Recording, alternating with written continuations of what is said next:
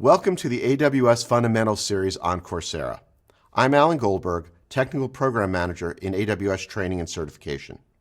In this class, Going Cloud Native, we will focus on some key technology areas and services. Specifically, for compute, we will look at Amazon Elastic Compute Cloud and Amazon Lightsail.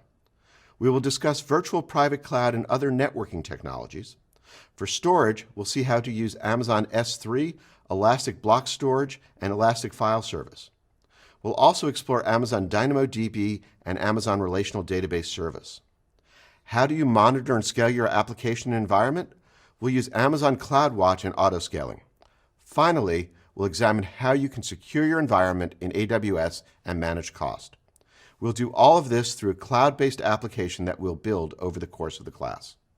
The app stores images and information about fictional employees in a company. There's no coding requirement for this course. All of the examples and demonstrations will use the AWS Management Console.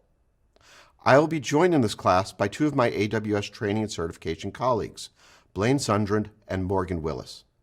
In the next segment, we'll introduce ourselves and then move on to course content. Blaine will begin with an overview of AWS, where he'll talk about AWS regions and availability zones and why they matter.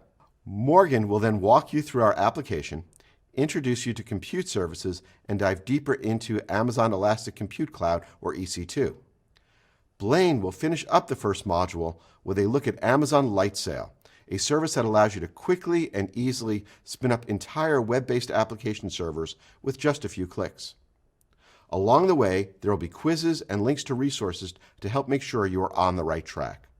So again, welcome to Going Cloud Native on AWS. And as we say at Amazon, work hard, have fun, make history.